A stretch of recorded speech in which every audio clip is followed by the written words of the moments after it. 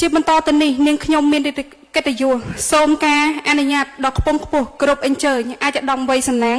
អភិបាលនៃគណៈអភិបាលខេត្តតាកែវអញ្ជើញថ្លែងសន្ទរកថាបើកទិវាជាតិអប់រំបណ្ដុះបណ្ដាលបច្ចេកទេសនិងវិជ្ជាជីវៈលើកទី8ឆ្នាំ2025ក្រោមប្រធានបទធីវេតបង្កើតឱកាសការងារសាងក្តីសង្ឃឹមដល់យុវជនជូនអង្គពិធីទាំងមូលចាសសូមក្រុមជើង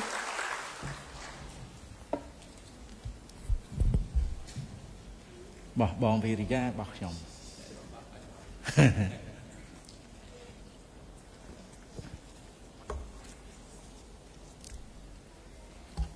តបសម័យថ្មីពីណាឲ្យអង្គញាឲ្យបាទហ៎ក្រសួងស្មាអង្គញាឲ្យ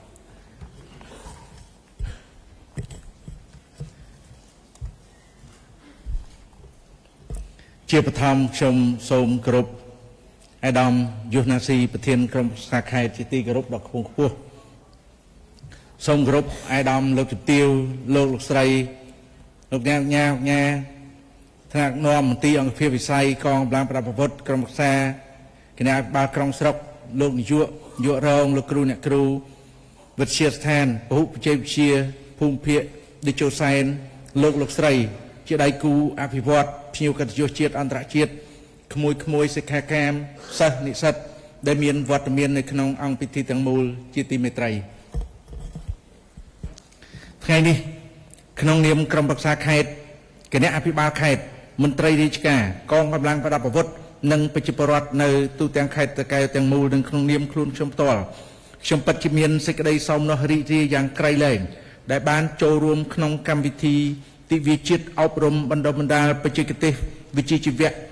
លើកទី8ឆ្នាំ2025ក្រោមប្រធានបទការអប់រំបណ្ដុះបណ្ដាលបច្ចេកទេសវិជ្ជាជីវៈបង្កើតឱកាសការងារនិងសាងក្តីសង្ឃឹមដល់យុវជនដែលបានរៀបចំឡើងដោយវិទ្យាស្ថានពហុបច្ចេកទេសភូមិភាគឌីជូសែនតាកែវនៃក្រសួងការងារនិងបណ្ដុះបណ្ដាលវិជ្ជាជីវៈដោយមានការចូលរួមសហការគាំទ្រពីមន្ទីរអង្គភាពជុំវិញខេត្តក្រុមហ៊ុនសហគ្រាសគ្រឹះស្ថានអប់រំសាធារណៈនិងឯកជនអង្គការមិនមែនរដ្ឋាភិបាលនិងដៃគូអភិវឌ្ឍនានារាជរដ្ឋាភិបាលកម្ពុជានីតិកាលទី7ដែលមានសម្ដេចមហាបវរធិបតីហ៊ុនម៉ាណែតនាយករដ្ឋមន្ត្រីនៃប្រជាជាតិកម្ពុជាបានប្រកាសឲ្យអនុវត្តនៅយុទ្ធសាស្ត្របញ្ចកោណដំណាក់កាលទី1ដោយបានដាក់ចេញនៅយុទ្ធសាស្ត្រដើម្បីកំណើនការងារសមធម៌ប្រសិទ្ធភាពចីរភាពព្រមទាំងបានកំណត់យកអត្ថប្រយោជន៍គន្លឹះចំនួន5គឺមនុស្សផ្លូវទឹកភ្លើងនិងបច្ចេកវិទ្យាជាពិសេសបច្ចេកវិទ្យា Digital សម្រាប់ឆ្លើយតបទៅនឹងបដិវត្តឧស្សាហកម្មទី4និងបដិវត្តកម្ម Digital នៃសេដ្ឋកិច្ចនិងសង្គមដោយបាននឹងកំពុងបន្តដឹកនាំនាវាកម្ពុជាកាន់តែមានកំណើនសេដ្ឋកិច្ចរីកចម្រើនលើកកម្ពស់កម្រិតជីវភាពប្រជាពលរដ្ឋនិងប្រព័ន្ធការពារសង្គមដែលមានវិសាលភាពគ្របដណ្ដប់ប្រជាពលរដ្ឋគ្រប់រូបប្រកបដោយចីរភាពដើម្បីធានាអត្ថប្រយោជន៍ដ៏រឹងមាំនៃអត្តសញ្ញាណជាតិស្របនឹងការលើកកម្ពស់សិលធម៌សម្រាប់ភាពសុខដុមរមនានៃសង្គមជាតិទាំងមូលប្រធានបទធីវេតបង្កើតឱកាសការងារកសាងក្តីសង្ឃឹមដល់យុវជនគឺស្របទៅតាមយុទ្ធសាស្ត្របញ្ចកោណដំណាក់កាលទី1ដែលជាអត្ថប្រយោជន៍គន្លឹះ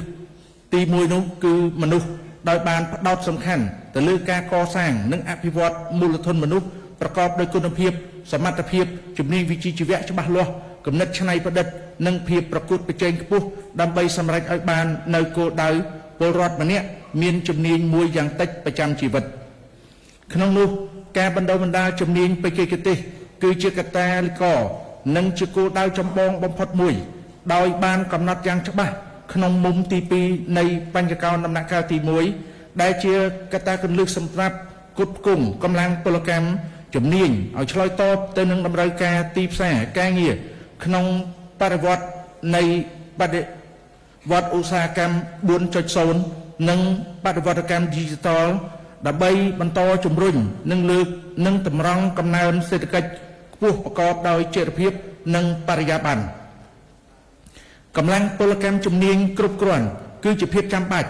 ដើម្បីគាំទ្រដល់ការធ្វើបដិវត្តកម្មគ្រប់វិស័យនៃសេដ្ឋកិច្ចដោយឈលលើជំនាញ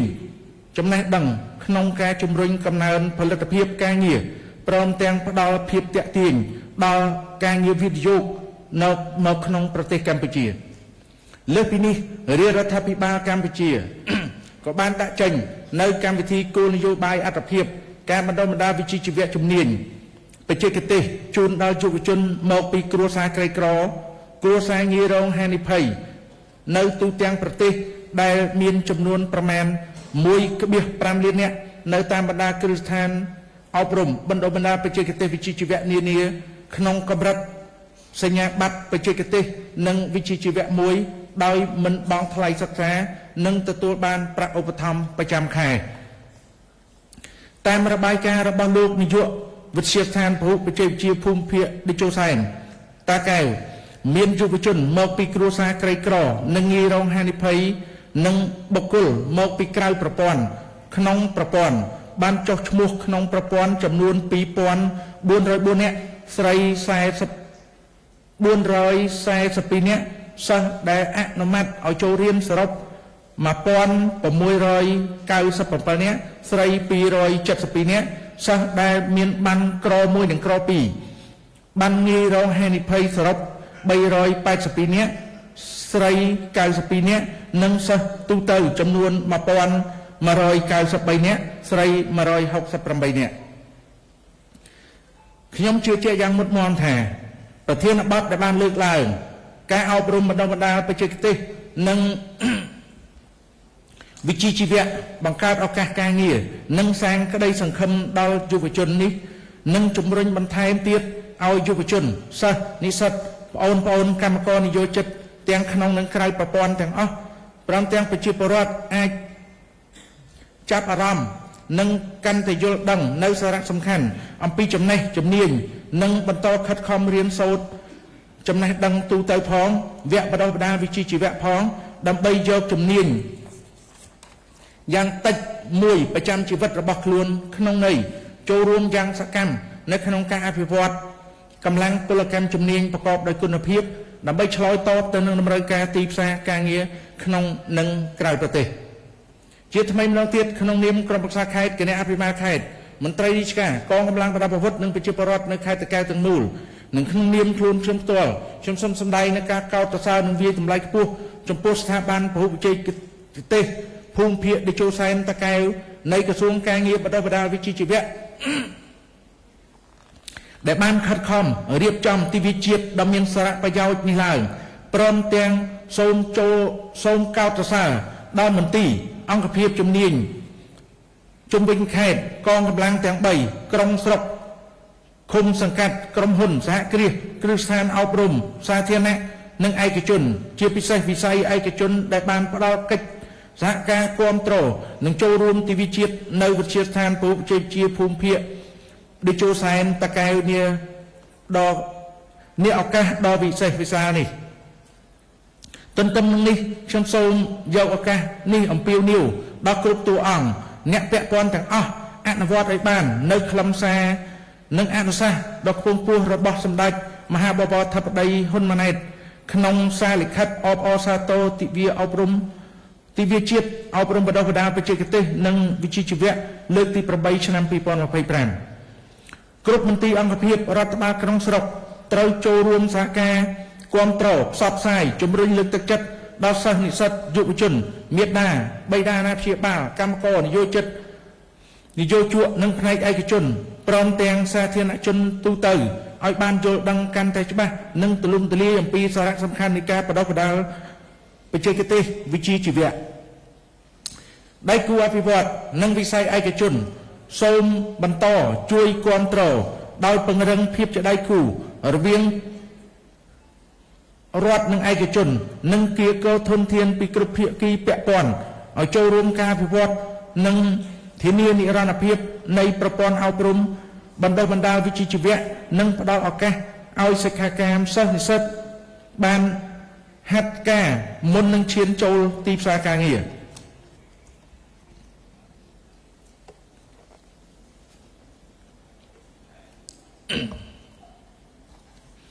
សហគ្រាសគ្រឹះស្ថាន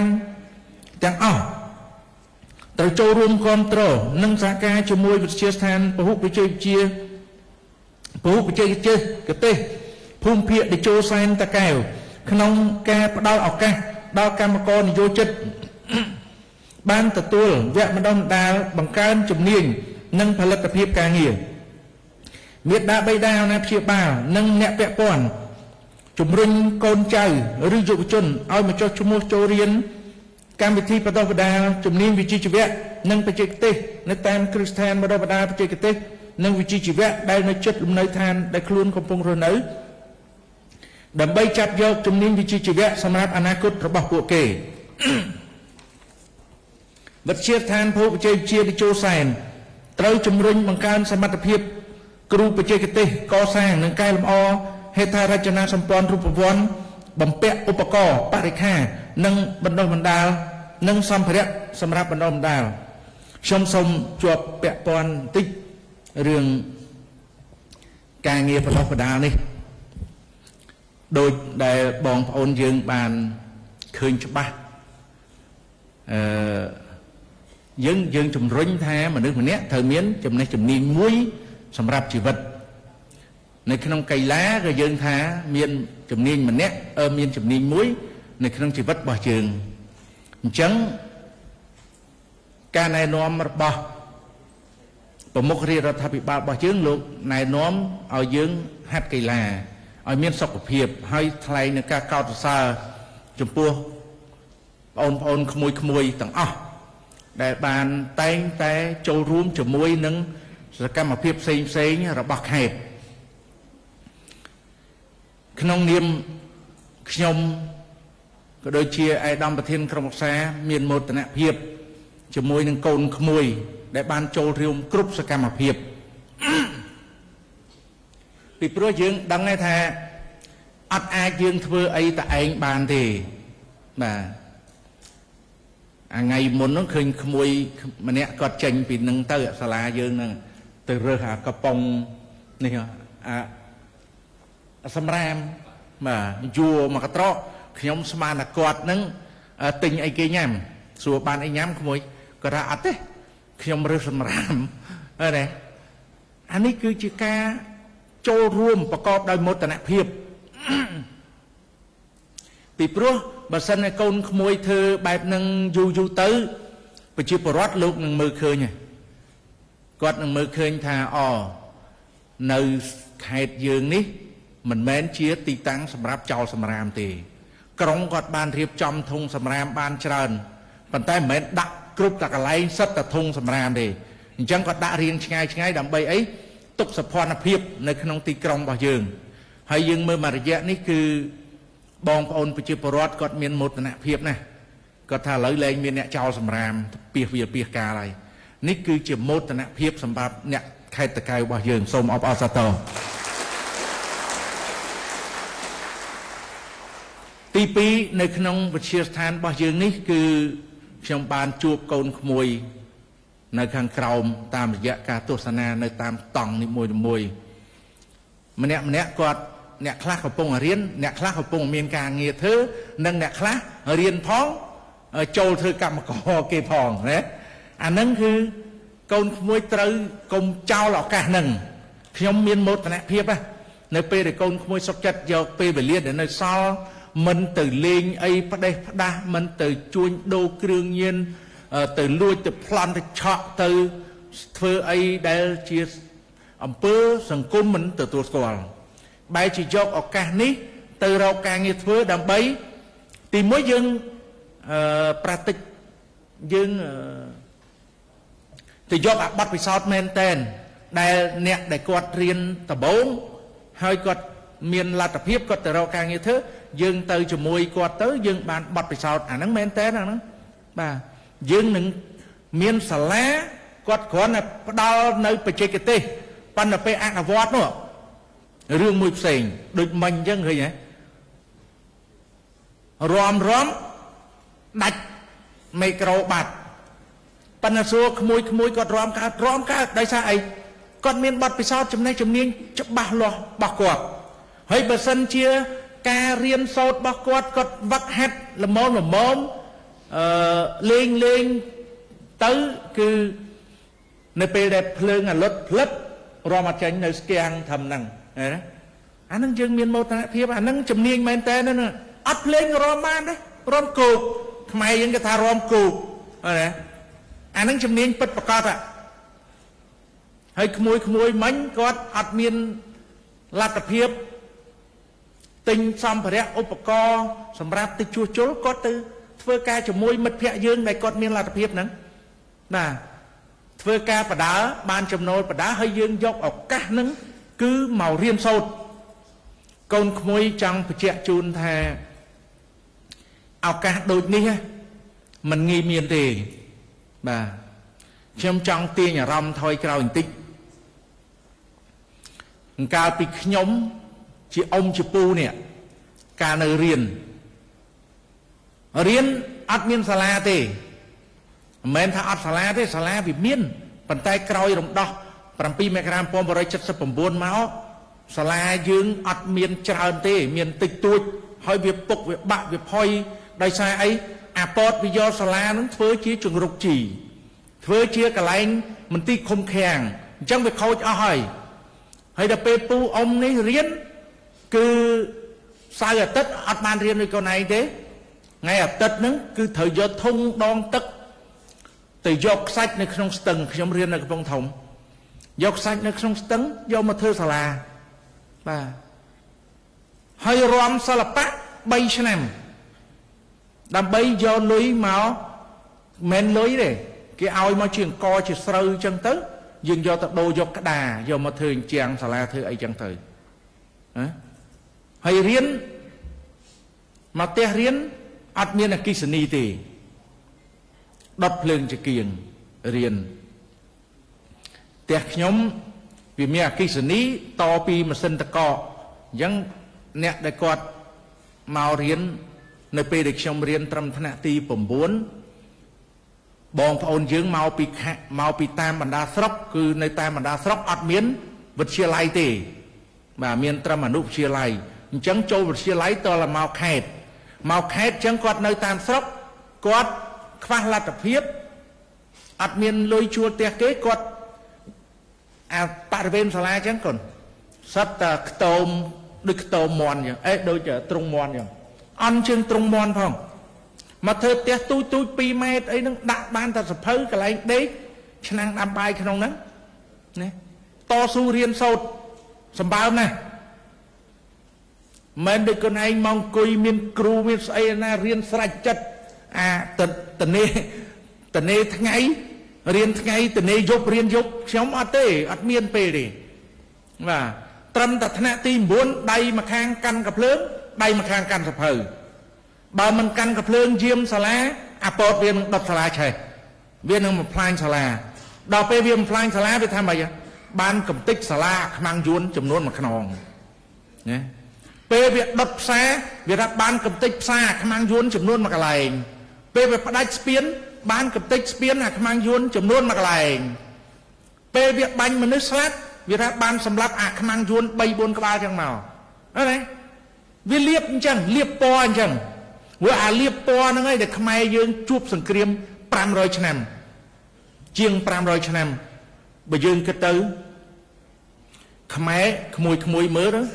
កាលពីមុនគេហៅថាមហាចក្រពត្តិខ្មែរមានព្រំដែនផ្នែកខាងកើតជាប់ទៅខេត្តទៅប្រទេសចម្ប៉ាហើយនឹងសមុទ្រចិនត្បូងដល់ខាងកើតឈៀងខាងជើងទៅជាប់នឹងខេត្តស៊ីឈួនប្រទេសចិនដល់ខាងលិចជាប់ទៅម៉ាឡាយូនៃប្រទេសម៉ាឡេស៊ី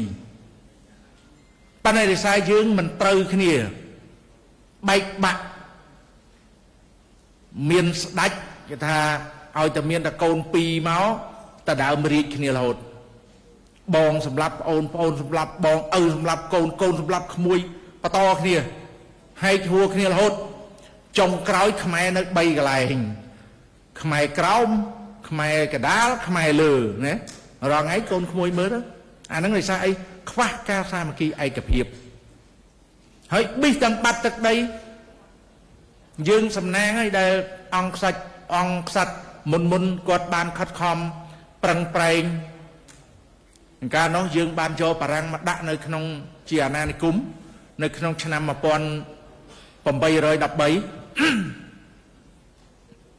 យកបារាំងមកដាក់ប៉ុន្តែបារាំងគាត់ធ្វើបាបយើងឡើងមកកគោកប៉ុន្តែគាត់ក៏បានចុះកិច្ចព្រមព្រៀងដែលទល់សប្តាហ៍ថ្ងៃយើងឃើញហ្នឹងបាទ1904-1907លោកបានគូផែនទីទុកឲ្យយើងប៉ុណ្ណឹងហើយយើងមានមហាសំណាងមួយទៀតគឺដោយភាពឆ្លៀសវៃរបស់សម្ដេចព្រះមហាក្សត្រព្រះសម្ដេចព្រះនរោត្តមសីហនុព្រះអង្គបានធ្វើបូជនកិច្ចទាមទារឯករាជ្យពីបារាំងផង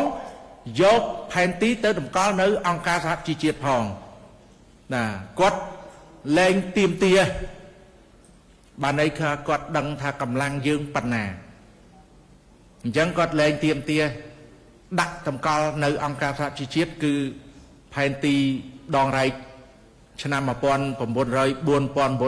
នៅប៉ុណ្ណឹងណាហើយរាល់ថ្ងៃថៃបងប្អូនយើងឃើញបើទោះបីជាផែនទីដងរែកនេះយកទៅតម្កល់នៅអង្គការសហជីវជាតិពិតមែនប៉ុន្តែថៃអត់ព្រមទទួលកាលពីមុនគាត់ទទួលស្គាល់ប៉ុន្តែពេលកម្លាំងសេដ្ឋកិច្ចគាត់ខ្លាំងអាយុទ្ធោបករណ៍ទាហានគាត់ខ្លាំងគាត់លែងចង់ទទួលស្គាល់អាហ្នឹងហើយបើកាលពីមុនយើងមហាចក្រពត្តិនោះហ៎រាល់ថ្ងៃយើងមានខ្មែរលើខ្មែរកដាលខ្មែរក្រោមនៅកម្ពុជាក្រោមនោះនៅវៀតណាមខ្មែរលើមួយចំនួននៅថៃហើយខ្មែរកដាលយើងនេះ181,435 គីឡូម៉ែត្រគេថាចុះបាន400មកពីណាបើអញទិញតាំងពីមុនមក131,035 គីឡូម៉ែត្រការ៉េកាលនោះយើងប្រើប្រាស់ឧបករណ៍វាអត់ទំនើបដូចយើងមើលទៅមិញកន្លែងឋានលេខាដែលក្មួយគាត់រៀនមិញកាលពីមុនយើងមានម៉ាស៊ីននីវ៉ូម៉ាស៊ីនតេអូដេលីតមកពីណាវាស់ដោយខ្សែដៃមានពីណាទៅធ្វើតែបារាំងគាត់បានធ្វើប៉ុណ្ណឹងមកយើងបានអានោះមកគ្រាន់ប៉ុន្តែមិនទាន់គណនាបានច្បាស់លាស់ឥឡូវយើងគណនាឃើញហើយបាទយើងទិញចាំ181,035 គីឡូម៉ែត្រការ៉េប៉ុន្តែពេលយើងគណនាដោយម៉ាស៊ីនទំនើប181,435 គីឡូម៉ែត្រការ៉េសួរអាដីនឹងកើនមកពីណាមិនកើនទេបាទវានៅដដែលនោះហើយសម្ដេចតេជោអតីតនាយករដ្ឋមន្ត្រីរបស់យើងលោកបានបញ្ជាក់ច្បាស់ដីយើង1មីលីម៉ែត្រក៏មិនឲ្យបាត់ហើយក៏មិនចង់បានដីគេ1មីលីម៉ែត្រប៉ិនពួកនោះទុនភ្លុនទេកូនក្មួយឃើញខាតនិយាយទុនជ្រាយអោនលំតូនណាប៉ុន្តែចរិតសាហាវណាដូចលោកសម្ដេចតេជោលោកមានប្រសាសន៍ចឹងបើសិនតែប្រាសាទតាមន់ជារបស់ខ្លួនមិនបានជាហៅប្រាសាទតាមន់ឈ្មោះខ្មែរហ្នឹងមិនក៏មិនហៅប្រាសាទតាកៃទៅបើប្រាសាទតាកបីជារបស់ខ្លួនមិនក៏មិនហៅប្រាសាទតាខ្វាយទៅមកហៅប្រាសាទតាកបីទៅអីព្រោះកបីហ្នឹងខ្វាយដូចពីណាដាក់ម្សិលមិញភូតហ្នឹងពីណារៀនថៃខ្លះភូតថៃថានិយាយភាសាគាត់ភូតថានិយាយហើយខ្មែរយើងតែភូតកុហកអាហ្នឹងបោកប្រាស់អញ្ចឹងថៃនិយាយស្មើនឹងថៃភូតកុហកបោកប្រាស់គេបកតំណងរបស់គេដែរនេះត្រឡប់មកវិញនេះយើងដាក់សម្ដេចធិបតីនេះគឺជាគោរមងារអាចសូមឲ្យយុគាត់កែប្រែបន្តិចទៅដាក់ពីណាអ្នកធ្វើតម្លាក់ឲ្យប៉ុន្តែចង់និយាយថាគោរមងារមិនមែនយើងអ្នកហៅទេគោរមងារចែងច្បាស់ដោយព្រះរាជក្រឹត្យអញ្ចឹងយើងអាចនិយាយដោយកាត់ហៅគាត់ទៅខាងក្រៅសម្ដេចធិបតីប៉ុន្តែតសេត្រូវតែយកតាមព្រះរាជក្រឹត្យឲ្យបានច្បាស់លាស់ដាក់សម្ដេចមហាបវរធិបតីសម្ដេចមហាបវរធិបតីមិនមកកាត់ពាក្យគេចោលទេក្រសួងគាត់ជិលដឹងថាម៉េចខ្ញុំដឹងមើលតាមទូទៅចង់បន្ទោសគ្នា អាចបន្ទោសគ្នាបានតាមទូក៏បានដែរអត់បញ្ហាប៉ុន្តែអត់ទទួលយកអាហ្នឹងព្រោះបរិយាក្រិតចែងច្បាស់អត់មានមកកាត់កដាលទីអីចឹងនឹកឃើញចេះតែកាត់ទេនិយាយក្រៅបានសម្ដេចមហាបវរធិបតីអាហ្នឹងយើងនិយាយបានប៉ុន្តែតសេអាហ្នឹងតសេគឺគោរមងារបាទអញ្ចឹងសូមដាក់ពេញទៅហើយតតាំងមួយក្រសួងក្រសួងមើលតាមទូហើយអាចតតាំងមួយខ្ញុំបានអត់បញ្ហាគឺអញ្ចឹងសូមឲ្យយើងចង់និយាយថាចេះភាសាខ្លះវាសមនឹងនិយាយប៉ុន្តែវាមិនគួរនឹងនិយាយភាសាខ្លះអាហ្នឹងគេហៅមិនកាលកន្លែងចង់និយាយកាលពេលវេលាហ្នឹងគេថានិយាយមើលកលៈទេសៈវាមានពេលវេលាហើយនឹងទីកន្លែងបាទមិនចេះតែនិយាយមិនចេះថាមិនចេះធ្វើអាហ្នឹងវាចឹងត្រឡប់សុំអភ័យទោសចេញទៅក្រៅបន្តិចមិញតាក់តងនឹងភាសាភូតភាសាអីហ្នឹងអានោះភូតខ្មែរខាងខ្មែរខ្ញុំនោះភូតហ្នឹងថាកុហកបោកប្រាស់ណាហើយថៃភូតគេថានិយាយហើយយើងភូតតាគេប្រាប់ថាអាចវាយក្រុងហ្នឹងវានិយាយភូតទេអាហ្នឹងភូតគេហើយបានន័យថាបោកប្រាស់កលៃពីកទៅខពីខទៅកអាហ្នឹងណាចង់និយាយចឹងណាហើយគាត់ភូតទៅគេនិយាយអញ្ចឹងស្ថានភាពនៅព្រំដែននេះគឺរៀងលំបាកបន្តិចហើយការពិតបើយើងនិយាយមែនតែនវាជាផ្ទៃក្នុងរបស់គាត់ទេណាមានពាក់ព័ន្ធអីយើងទេប៉ុន្តែគាត់យកយើងធ្វើជាខែលប៉ុន្តែយកយើងធ្វើជាខែលវាច្រឡំសម័យកាលណាទេបងប្អូនឃើញទេបើកាលពីមុនអាចនិយាយបានថាខ្មែរយើងអត់មានត្រូវគ្នាទេខ្មែរយើងកាលមុនកូនគេលាបពណ៌ជាខ្មែរក្រហមខ្មែរសខ្មែរខៀវខ្មែរស៊ីជពូនៅពេលដែលមានលុយអត់មកធ្វើសាលារៀនមន្ទីរពេទ្យធ្វើផ្លូវថ្នល់អីទេទុកលុយហ្នឹងទិញកាភ្លើងចែកទីបាញ់គ្នាអាមួយរត់ទៅពឹងយួនអាមួយរត់ទៅពឹងសៀមយកអាលីងតែមានសម្ដេចតេជោណាលោកបានរកឃើញនៅនយោបាយឈ្នះហើយដាក់ឲ្យអនុវត្តកាលពីថ្ងៃទី29ខែធ្នូ98គិតមកត្រឹម27ឆ្នាំឯប្រទេសយើងមានសុខមានសន្តិភាពកាលមុនដើរហាបានទេបាទសាលាដុតបំផ្លាញផ្លូវថ្នល់ដាក់មីនផ្ដាច់ស្ពានដាក់មីនផ្ដាច់សាលាឃុំមេឃុំកាលមុនចេះតកាន់កភ្លើងការពារឃុំរួចខ្លួនបាត់តែប៉ុណ្ណឹងរបបគាត់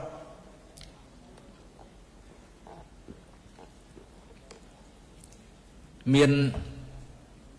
ប្អូនដែលគាត់រៀនជាមួយខ្ញុំនៅអនុបណ្ឌិតនៅសាលាបឹងតបែកកាលនោះគាត់សួរបងជុំមេឃុំអត់ចេះអសរផងរួចមិនបានជាឲ្យធ្វើមេឃុំអាហ្នឹងគាត់កើតក្រោយដូចក្មួយចឹងអត់ដឹងថាមិនបានកើតទៅមេឃុំកើតបើអត់ចេះអសរអីច្បាស់លាស់អត់មានសញ្ញាបត្រអីដូចពួកក្មួយផងមេឃុំមេស្រុកយើងពីដើមយកជីវិតទៅបដូរការពារឃុំស្រុកកាន់តែកភ្លើងឯងសូម្បីតែខ្ញុំត្រឹមតែថ្នាក់ទី9ប្រធានវេនយាមយប់ណាដៃម្ខាងកាន់កភ្លើងដៃម្ខាងកាន់សភៅហើយក្បាលខ្ញុំវាអន់វាត្រូវទិញមេរៀនជួនកាលពងទិញហ្នឹងគ្រាប់ខ្វោកដឹងភ្លេចអស់លីងគេបាញ់គ្នាហើយកំពង់ធំទិសសមរភូមិក្តៅហ្នឹងវាយរហូតវាចឹងពីប្រទេសខ្ទេចខ្ទាំដោយសង្គ្រាមមកជាប្រទេសដែលមានសុខមានសន្តិភាពពេញលេញចឹងកូនត្រូវយល់ថានេះគឺជាឱកាសដ៏កម្រដែលយើងខានជួប500ឆ្នាំយើងមានគណៈបកប្រជាជនដែលកាលពីមុនពេលដែលសម្ដេចព្រះនរោត្តមសីហនុខិតខំដឹកនាំប្រទេសខិតខំកសាងប្រទេសលោកបានខិតខំទាមទារឯករាជ្យពីបារាំងឈ្នះបារាំងណា នាំប្រទេសឲ្យមានការអភិវឌ្ឍរីកចម្រើនសូម្បីអាការកសាងទីក្រុងគេមករៀនពីយើងជាពិសេសសិង្ហបុរីកូនក្មួយអាចមានឱកាសទៅលេងអាផ្លូវពីទីក្រុងចេញទៅពលានយន្តហោះគេដាំដើមច័ន្ទគិរីប៉ុនណីសងខាងផ្លូវអាហ្នឹងគំរូយកចេញពីទីក្រុងភ្នំពេញអ្នកមួយចំនួនថាសម្ដេចព្រះនរោត្តមសីហនុគឺជាអង្គស្ដេចមិនល្អទេជាស្ដេចងាកទៅប្រទេសចិនមិនអាចជួយឲ្យកម្ពុជាមានការអភិវឌ្ឍរីកចម្រើនទេនាំគ្នាថាអញ្ចឹងមួយថាអញ្ចឹងពីរថាអញ្ចឹងទម្លាក់សីហនុបាត់នៅថ្ងៃទី18ខែមីនាឆ្នាំ1970ដាក់ចូលនៅរបបសាធារណរដ្ឋដែលដឹកនាំដោយសេនាប្រមុខលន់នល់ហើយមានការគ្រប់គ្រងពីអាមេរិកយើងគិតថាប្រទេសយើងនឹងទទួលបានការអភិវឌ្ឍរីកចម្រើនព្រោះអាមេរិកជាប្រទេសតាក់ទៃលោកមានណាពី70ដល់75អាមេរិកជួយកសាងយើងគឺផ្លូវជាតិលេខ4មួយខ្ញុំដឹងរបស់អាមេរិកមានមួយហ្នឹងក្រៅពីនោះគ្រាប់បែក2លាន8សែនតោនណាគ្រាប់បែក2លាន8សែនតោនបានទម្លាក់មកលើទឹកដីកម្ពុជារបស់យើងនាំឲ្យប្រជាជនយើងស្លាប់អស់ជាង50,000 នាក់អានឹងគ្រាន់តែក្នុងរបាយការណ៍ទេប៉ុន្តែស្លាប់ក្រៅពីនោះមិនដឹងប្រមាណគ្រាប់បែកមិនដឹងប្រមាណមកទល់ថ្ងៃនេះយើងនៅសល់គ្រាប់បែកពេញទលេទលេបិទនេះជាពិសេសតំបន់កំពង់ចាមនេះពេញហ្នឹងបាទមិនតាន់យកអស់ទេអាហ្នឹងឯងឧបត្ថម្ភដោយអាមេរិកពេលហ្នឹងមិនដឹងណាចាញ់កលអាមេរិកទេចូលមួយថ្ងៃរត់ចូលត្រង់ស្អីអញ្ចឹងអាម្នាក់ទៀតគេស្រែកថាបើសិនជាគេដឹកនាំវិញគេនឹងធ្វើឲ្យប្រទេសកម្ពុជាមានការអភិវឌ្ឍរីកចម្រើនលើគ្រប់វិស័យហើយយើងកំពុងរត់ចូលត្រង់សេផងដល់លឺអញ្ចឹងនាំគ្នាងើបឡើងផ្ដួលរំលំឈ្នះនៅថ្ងៃទី17ខែមេសាឆ្នាំ1975ដាក់ចូលនៅរបបមួយទៀតគេហៅរបបកម្ពុជាប្រជាធិបតេយ្យដែលដឹកនាំដោយសឡុតសរបបគាត់ហៅរបបប៉ុលពត3ឆ្នាំ8ខែនិង20ថ្ងៃខ្មែរស្លាប់អស់ជាង3លាននាក់បាទរស់នៅក្នុងសមុទ្រឈាមនិងទឹកភ្នែកស្មើនេះអត់មានមកអង្គុយស្ដាប់សន្ទរកថាទេឪពុកម្ដាយដូនតារបស់កូនក្មួយទាំងអស់កំពុងតែចំតិតគូតនៅកណ្ដាលវាលណាងើបតាំងពីព្រលឹមទៅធ្វើការលទ្ធផលម៉ោងបាយ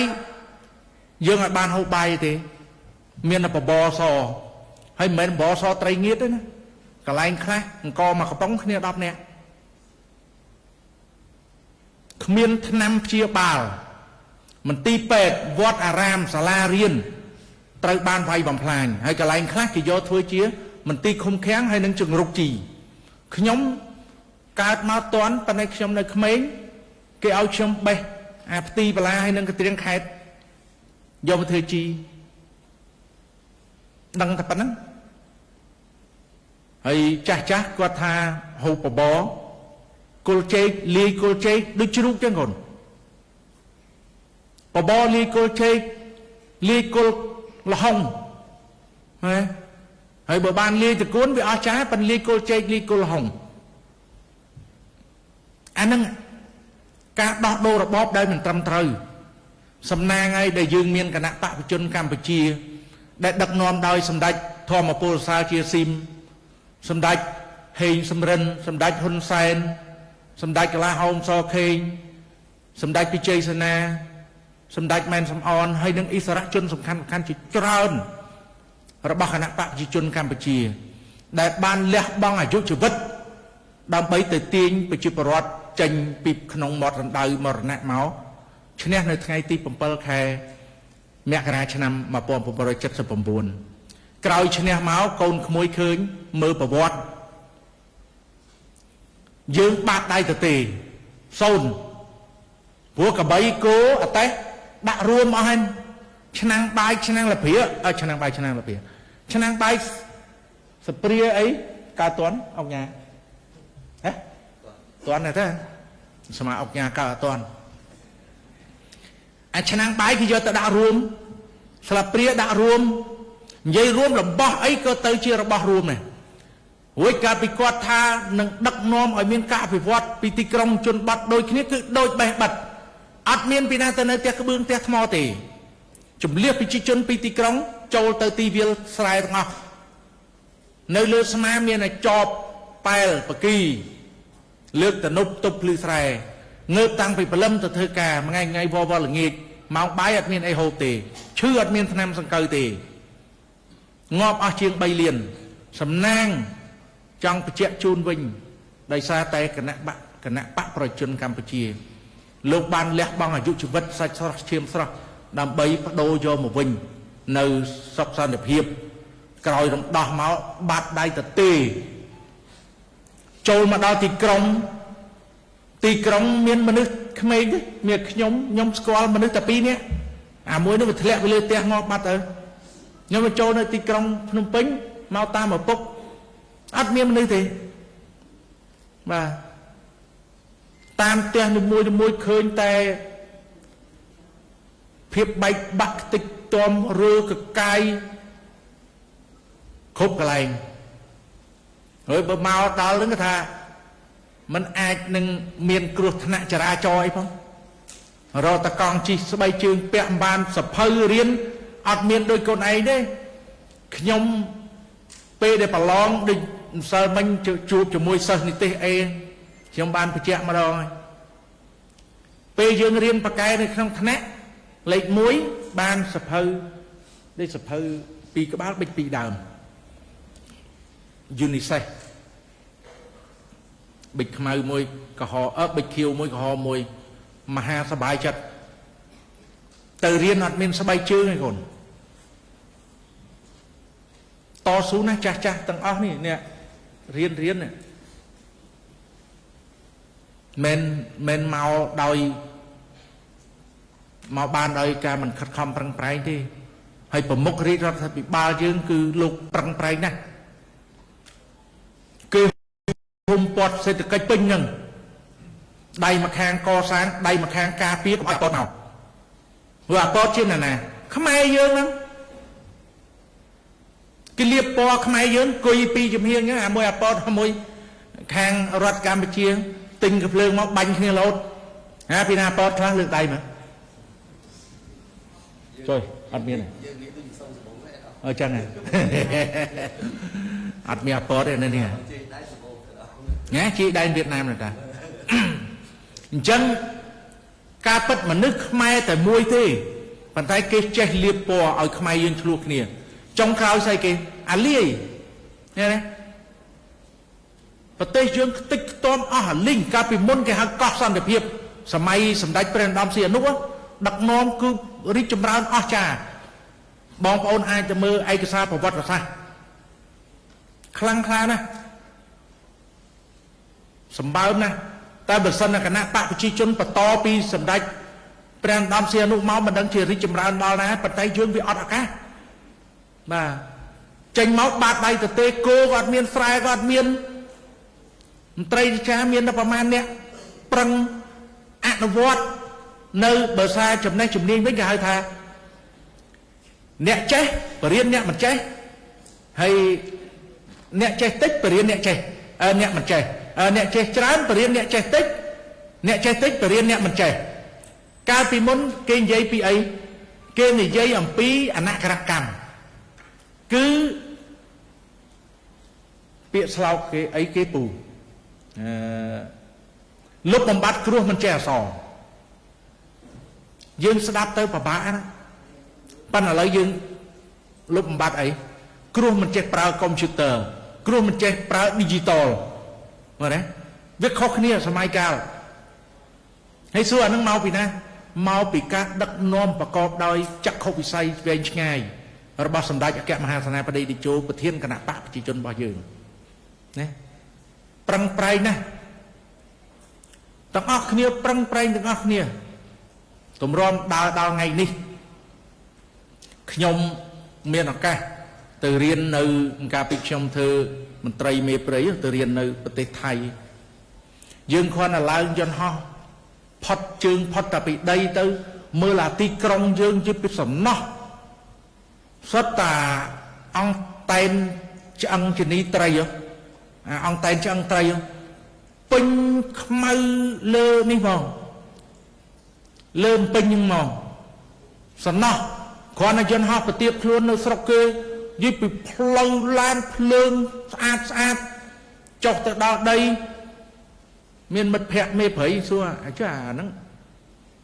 កើតពីកើតវាថាអញតាំងកើតមកអញឃើញតែផ្លូវចឹងរហូតបានន័យថាស្រុកគេអត់មានសង្គ្រាមទេគេកសាងរហូតឃើញទេស្រុកយើងមានលុយអត់ហ៊ានកសាងប្រទេសទេចែកទីបាញ់គ្នាឥឡូវអាវប្បធម៌ហ្នឹងត្រូវបានអលុតរលាយទៅហើយយើងធ្វើការផ្លាស់ប្ដូរតាមរយៈការបោះឆ្នោតក៏មុនអត់ទេដោយចុងក្នុងណាឥឡូវកូនក្មួយទៅមើលគ្រាន់តែយន្តហោះឡើងផ្លែតនិយាយពីទេសភាពទីក្រុងភ្នំពេញអស្ចារ្យបើយើងមើលតាមប្រព័ន្ធព័ត៌មានវិទ្យារាល់ថ្ងៃប្រហោះទៅអស្ចារ្យបើយកមកប្រៀបធៀបគ្នា97 98មកដល់ឥឡូវនេះខុសគ្នាឆ្ងាយថាត្រឹម2008ហ្នឹងក៏ឆ្ងាយដែរបាទខុសគ្នាឆ្ងាយមែនតើ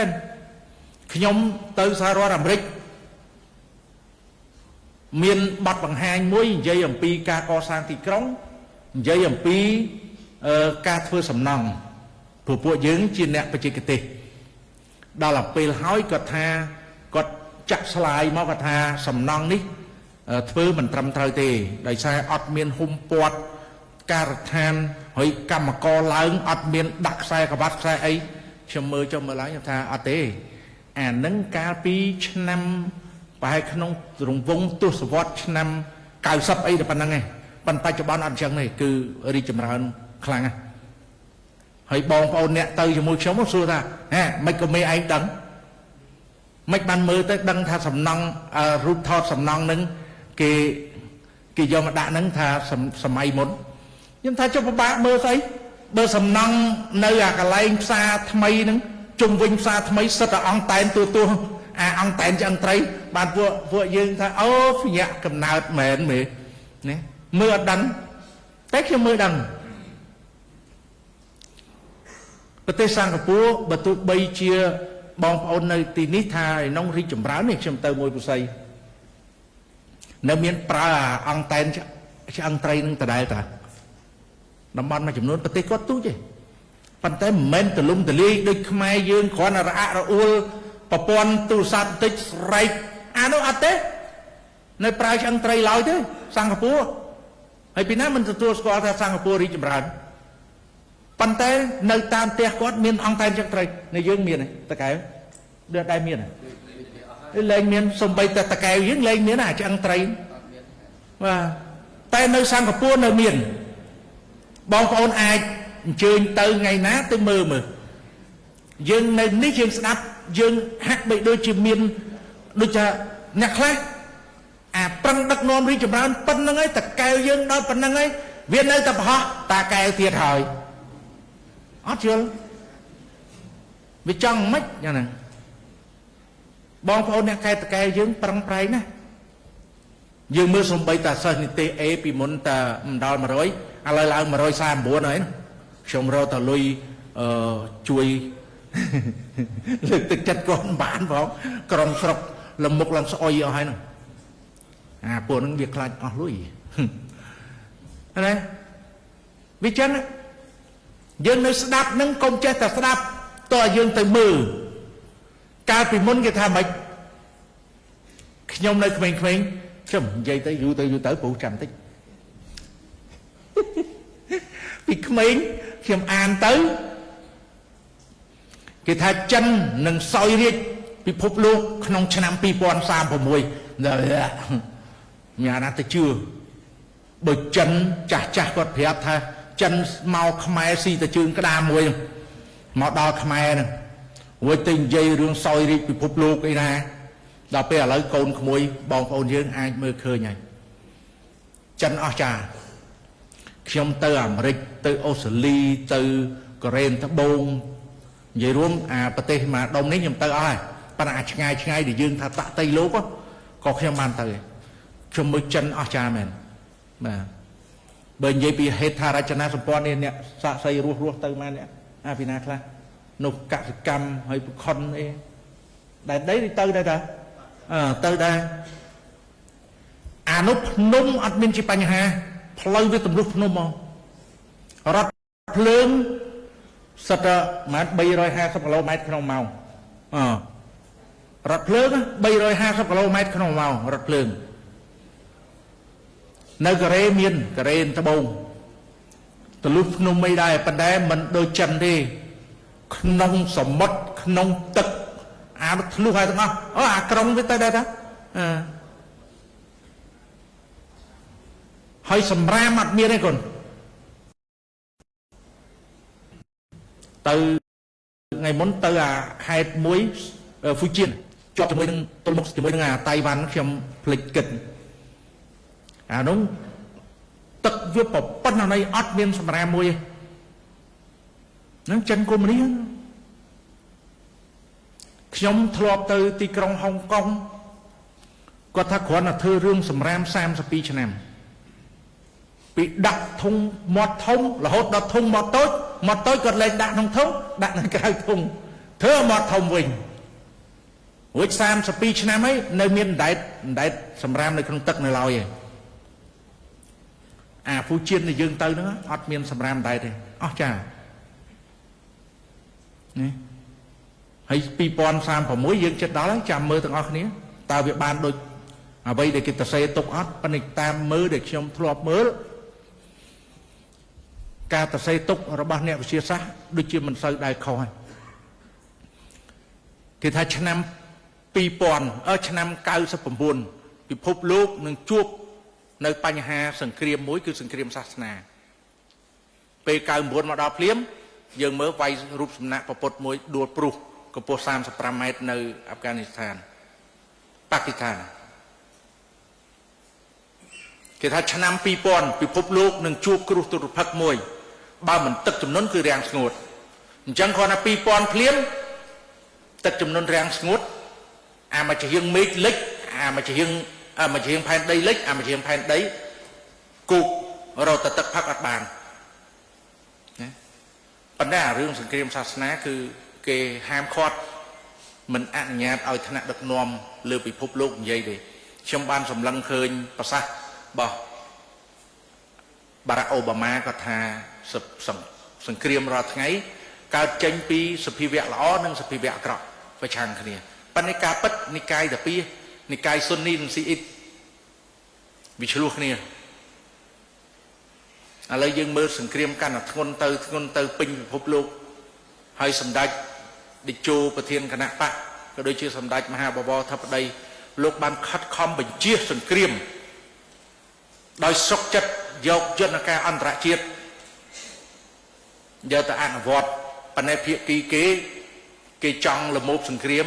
ខ្មែរឡើងឆ្អែតហើយសង្គ្រាមបាទខ្ញុំគ្រាន់តែអាយុប៉ុណ្នេះគ្រាន់តែដូរសង្គមណាដូរសង្គមមកកកោប5-6សង្គមបាទតម្រាំយើងមានថ្ងៃនេះគឺដូចខ្ញុំបញ្ជាក់ខាងដើមគឺជាង500ឆ្នាំតម្រាំយើងបានជួបថ្ងៃនេះអញ្ចឹងសូមឲ្យកូនក្មួយទាំងអស់ក្តាប់ឱកាសនេះឲ្យបានខិតខំប្រឹងប្រែងរៀនសូត្រណាកុំយកពេលវេលាទៅដើរលេងទៅបងតូចបងធំជួញដូរគ្រឿងញៀនវាអត់មានជាសកម្មភាពល្អទេជាសកម្មភាពដែលសង្គមស្អប់ខ្ពើមអញ្ចឹងសូមខិតខំប្រឹងប្រែងហើយសម្ដេចលោកបានប្រឹងប្រែងប្រើគ្រប់យន្តការដើម្បីធ្វើយ៉ាងណាឲ្យយើងឲ្យមានមនុស្សមានធនធាននិងធនធានមនុស្សឲ្យមានណាដើម្បីប្រយុទ្ធប្រឆាំងជាមួយនឹងការប្រែប្រួលនៃរបបមិនច្បាស់លាស់របស់ពិភពលោកយើងមានតែរឹងខ្លួនឯងទេតាមរយៈនៃការខិតខំរៀនសូត្រនេះឯងអញ្ចឹងក្មួយដែលអត់មានលទ្ធភាពទៅរៀននៅមហាវិទ្យាល័យអាចមករៀននៅនេះបានហើយយើងមានជំនាញនៅនេះយើងអាចទៅរកការងារធ្វើចិញ្ចឹមអាយុជីវិតយើងបាននៅពេលដែលយើងមានជំនាញយើងទៅធ្វើកម្មករក៏ដោយធ្វើអីក៏ដោយប្រាក់ខែយើងគេគិតតាមហ្នឹងមិញសួរ mà chấm nón ban đào từ pram rồi vậy đây bà nó cầm coi chấm niên chứ hay bữa sân bong ôn tặng đây nơi bờ tây thái bà quạt vơi một vĩnh cái dương prom từ tua giò đây đào dương miền là trong bên trên cái tây bà dương cứ bà mà chạm mình đôi vai tầm lầy chân quạt miền bắc thì sao chấm niên để thôi ca nơi bờ tây thái hói quạt ai máu châu cả lấy mà chạm mình đôi vai tầm lầy đứng dương ai tranh xin nhà bắt chun quạt ban tiệt nè nâng chia ca muối để lướt tất chất quạt pro nơi tam cả lấy rong cha hạ kia quạt trời cá oi miền snhà nhà bạt dương miền snhà nhà khơi nhảy thưa dương che hay bàn tay giờ ấy mà bật che và toát vía cứ snhà nhà bạt chân sông sông thay nơi ca cao xa o côn chụp pua cả xuông hay nâng scal nè vật chia than để ban khát khom prang prang ao prum hay nâng bắt đầu là cả đo côn mùi để quạt miền bắt phải sao chấm này hết bàn tay quạt ở miền nhà bắt dưỡng miền cả lấy vay tầm lấy ở quạt chẳng sông ao khang nẹt vin dục tầng để miền vật miền này tình ní từ tua vô côn mùi cam co cam cà ní để quạt từ tua vô tam chấm niên nông nấn dương ai dây ban tha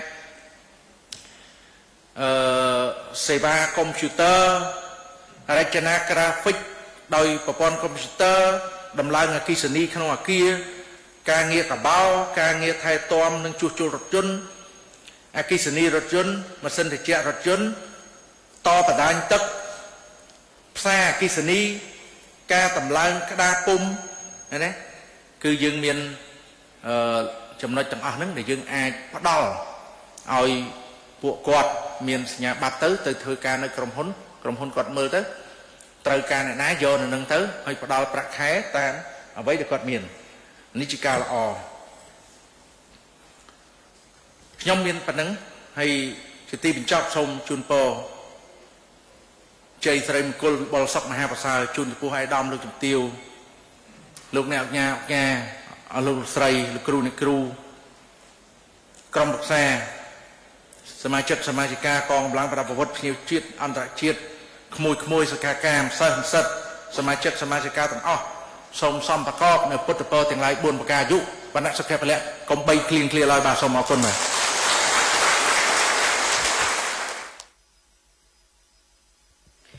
นิ่งขยมส้มกรบทลายดอกก้นอย่างเชี่ยวทลายแคลจูนจมพูอาจจะดองไว้สำนักอภิบาลในคณะอภิบาลแคตะเกาสำหรับประสาทนังอนุสาหนายนอมดอกปงปัวจูนองปิธีเนียไปนี่นิ่งขยมส้มกรบจูนเนื้อซับซาตะแกปอใจจูนจมพูอาจจะดำส้มซ้อมประกอบจูบไปแต่ใต้ดังสกไดซอกสกไดจำร้านสกปรกละอบริโภคอายุยืนอยู่กำลังคลั่งแคล่ปัญญาเย็นเวียงไว้นั่งตัวบ้านจกใจกรบเพรกัดทำไมเตี้ยกำใบคลิ้งเหตุหลาย